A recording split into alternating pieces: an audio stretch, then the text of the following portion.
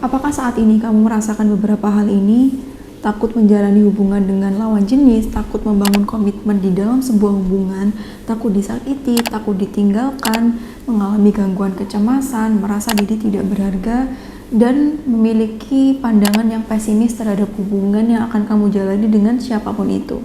Sehingga membuat kamu menghindarkan diri dari lawan jenis, curiga berlebihan terhadap pasangan padahal tidak terjadi apapun, kemudian timbul masalah atau konflik apa yang kayaknya itu nggak penting banget untuk dipermasalahkan, dan ini terus dan sering kali terjadi dan membuat kamu merasa lelah secara emosional. Apakah kamu mengalami hal ini? Assalamualaikum warahmatullahi wabarakatuh. Apa kabar teman-teman? Bersama aku Devi Puspita. Di video kali ini kita akan membahas bagaimana cara menyembuhkan trauma akibat melihat pertengkaran orang tua yang hampir setiap hari terjadi dan membuat kamu merasa lelah, membuat kamu merasa capek melihatnya. Aku capek mendengarnya, aku capek menjumpai hal ini setiap hari. Yang membuat kamu merasa seperti itu, yang membuat kamu merasa rumah tidak lagi terasa seperti rumah akibat pertengkaran yang sering kali terjadi oleh orang tua kamu. Tidak ada anak yang berharap orang tuanya bertengkar setiap hari. Semua anak pengennya orang tua rukun dan punya rumah tangga yang harmonis, kemudian mendapatkan cukup kasih sayang, melihat orang tuanya menyayanginya, dan melihat orang tuanya akur.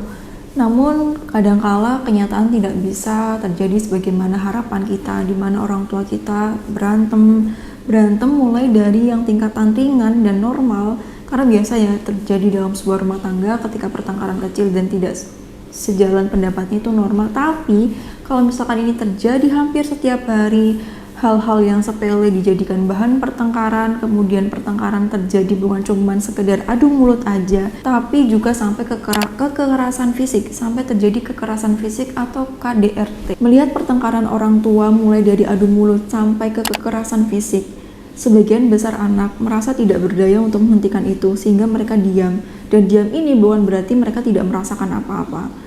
Anak diam bukan berarti dia tidak merasakan apa-apa atau merasa baik-baik saja melihat pertengkaran orang tua. Dia diam, dia merasakan sesuatu. Karena apa? Dia diam karena dia merasa tidak berdaya tadi.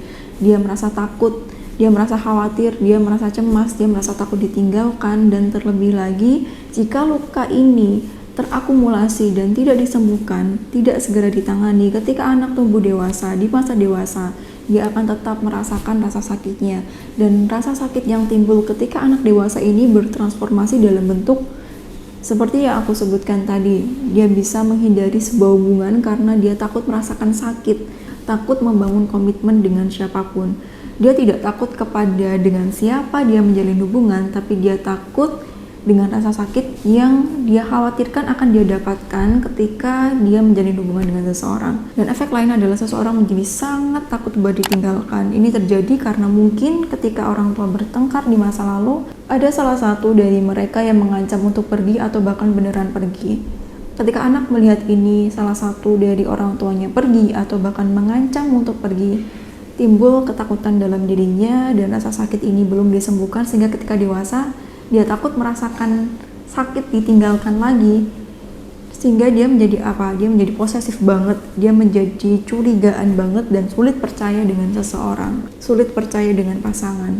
Hal ini sebagai bentuk pertahanan diri atau defense mechanism yang dia lakukan karena takut merasakan sakit sebagaimana yang dia dapatkan di masa lalu.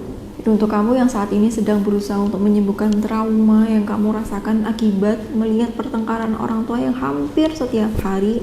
Karena gini kak, aku ingin jadi orang tua yang lebih baik buat anakku. Aku ingin bahagia dengan memaafkan masa lalu, karena aku takut kalau misalkan luka ini masih kebawa, nanti akan memberikan efek negatif untuk kebahagiaan aku di masa depan, atau bahkan rumah tangga aku, atau bahkan sampai anak-anakku yang gak tahu apa-apa. Aku gak ingin itu terjadi. Terima kasih untuk kamu yang telah membuat keputusan ini. Kamu bisa banget mewujudkannya. Yang pertama dengan mengakui rasa sakitnya, menerima rasa sakit yang kamu rasakan. Oke, memang dulu aku hampir setiap hari melihat pertengkaran itu dan bikin aku kecewa, bikin aku sedih, bikin aku sakit hati. Namun sekarang aku memutuskan untuk memaafkan itu. Aku membuat keputusan untuk menjadikan masa laluku sebagai pembelajaran untuk menjadi lebih baik lagi. It's okay, aku hidup di masa kini, dan masa lalu yang berharga ini akan menjadi pembelajaran untuk aku agar aku menjadi pribadi yang lebih baik lagi. Yang kedua, aku putuskan untuk memaafkan rasa sakit yang aku rasakan karena aku berhak untuk bahagia. Aku lepaskan rasa sakitnya, aku lepaskan rasa sakitnya. Jadi kamu tidak perlu melupakan masa lalu itu. Yang perlu kamu lakukan adalah memaafkan, karena kita manusia tidak didesain untuk mudah melupakan sesuatu. Jadi agar lebih mudah, agar lebih ringan, yuk kita putuskan untuk memaafkan, melepaskan rasa sakit yang kita rasakan. Lalu gimana kalau misalkan tiba-tiba aku ingat masa lalu itu dan masih bikin aku sedih, bikin aku sakit dan lain sebagainya? It's okay, kita berproses, kita berpikir seperti ini. Masa lalu yang kita ingat itu hanyalah bagian dari ingatan kita, dan ingatan itu tidak menyakiti kamu karena sekarang kamu pemilik ingatan itu dan berhak untuk melakukan apapun terhadap ingatan yang kamu punya. Ingatan itu akan menjadi menyakitkan atau ingatan itu akan menjadi biasa saja, itu tergantung bagaimana kita memberikan makna terhadap itu. Jadi ada salah satu buku Anthony Robbins gimana pikiran kita itu seperti halnya ada play musiknya, ada playlist musiknya, dimana ketika muncul memori atau visualisasi terhadap masa lalu kita itu, kita bebas ngasih back sound seperti apapun, background music seperti apapun. Sekarang coba kamu ingat atau coba kamu bayangkan, itu terasa menyakitkan ketika tiba-tiba muncul bayangan masa lalu itu dengan iringan musik seperti apa biasanya? Musik yang sedih kan? Maka dari itu, karena kamu berhak untuk memilih musik background apapun, sekarang ganti visualnya, visualisasi bayangannya masih sama, cuma ganti backgroundnya menjadi musik yang bahagia atau musik lucu. Maka sekalipun gambarannya tampak menyedihkan atau seharusnya bikin sedih, tapi karena kamu ganti musiknya, ini akan terasa lebih membuat perasaan kamu menjadi lebih baik. Contoh, sekarang kamu bayangkan film horor yang serem banget.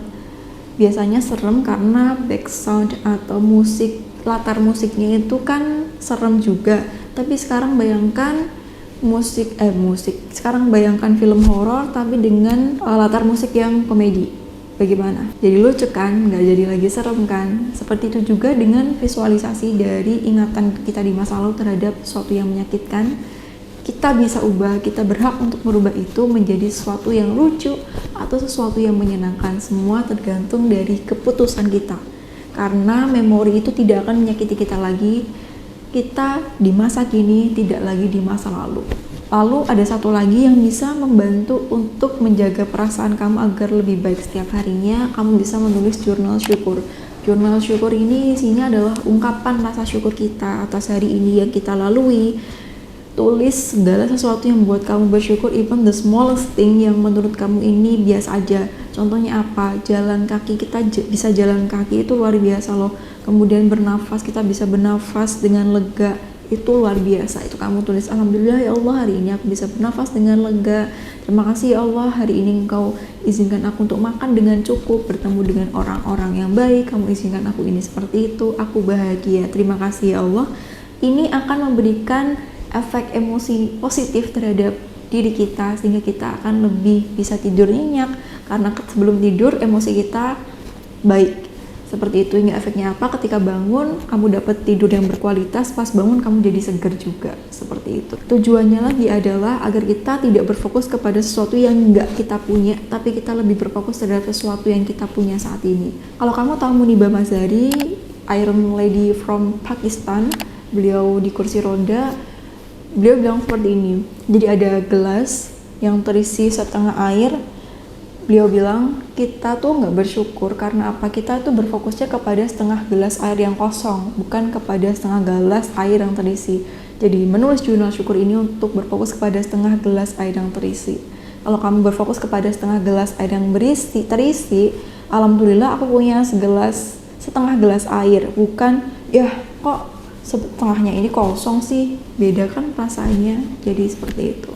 Setelah itu, semakin hari semakin kamu usahakan untuk menyembuhkan luka yang kamu rasakan, kamu akan lebih bahagia dan kamu akan sampai pada titik kamu melepaskan rasa sakitnya. Ketika keinget itu nggak akan bikin sedih lagi, dan bahkan sampai ke tahap kamu bisa menertawakan itu.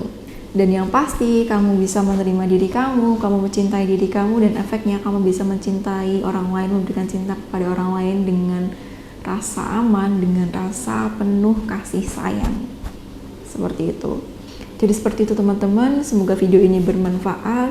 Semuanya bisa kita lakukan, semuanya kita bisa wujudkan hal-hal positif yang ingin kita capai, kebahagiaan yang kita ciptakan dimulai dari keputusan kita. Jika kamu masih punya luka, kamu terima luka yang kamu rasakan, dan selanjutnya yuk kita sembuhkan bersama. Karena kita semua berhak bahagia. Jadi seperti itu, sampai jumpa di next video bersama aku Devi Puspita. Terima kasih telah menjadi orang yang kuat, kamu hebat, kamu luar biasa. Sampai jumpa, wassalamualaikum warahmatullahi wabarakatuh.